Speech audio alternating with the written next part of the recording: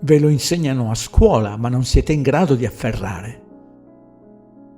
Nato a Siracusa nel 287 a.C., Archimede è considerato uno dei più grandi matematici di tutti i tempi. Esempi: studi sulle aree e sui volumi, Noli turbare circulos meos, anche se molti sono i suoi contributi alla fisica. Esempio, trattato sui galleggianti, Eureka.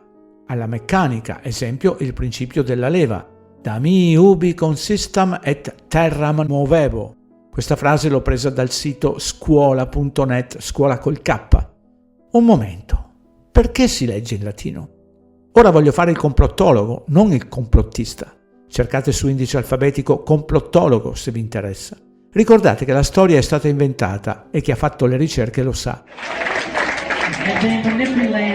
They manipulate our history books.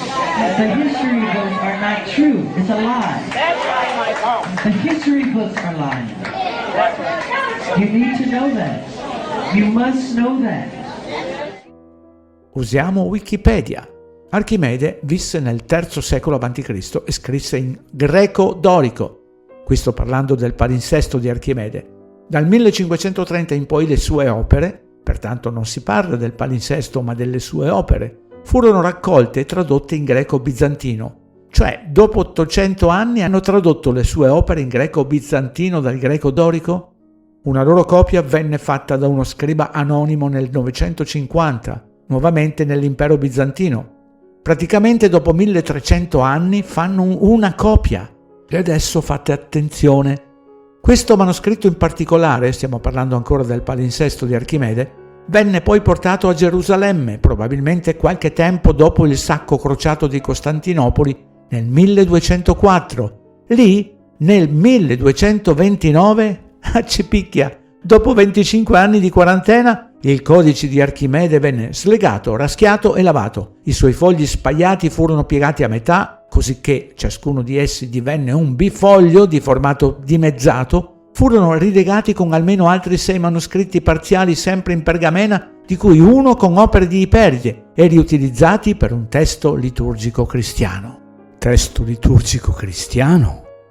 Non voglio tediarvi e leggervi tutte le invenzioni del palinsesto delle opere di Archimede, ma solo questa riga. Poco dopo, il testo originale di Archimede in greco bizantino è stato tradotto in inglese da Thomas Littleheath. Prima di allora non era molto conosciuto tra matematici, fisici o storici. Non viene mai accennata alcuna traduzione in latino, però a scuola fa figo scriverlo in questa lingua. Il loro articolo, di cui trovate il link nella descrizione del video, finisce così.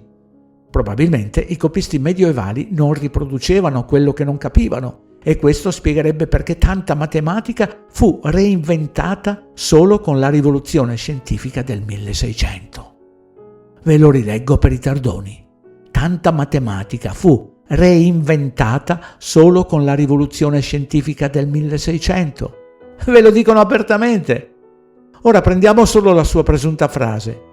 Datemi un punto di appoggio e solleverò il mondo. Altri scrivono: datemi una leva e vi solleverò il mondo. Il concetto è sempre quello. Datemi un punto di appoggio per spostarmi. Ed è vero. Per camminare ho bisogno dell'appoggio del piede che, come l'automobile, spinga sul terreno. Il pesce per spostarsi ha bisogno dell'acqua, come il sommergibile per creare la sua spinta. L'uccello, come gli aerei, ha bisogno dell'aria dove spingere. Nel vuoto non c'è alcun punto fisso.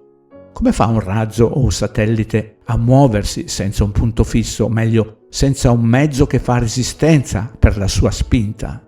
Tornate con i piedi per terra, non esiste lo spazio. Se sei nuova su Canal 104 Plus, divertiti e scopri quante frottole ci hanno iniettato fin da piccini nel cervello attraverso il favoloso indice alfabetico a cui si accede dalla pagina web www.tinelli.eu.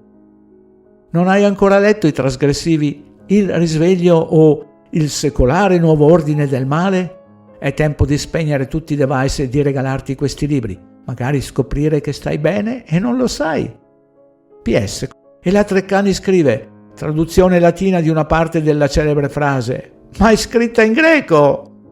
Mistero della fede. Un saluto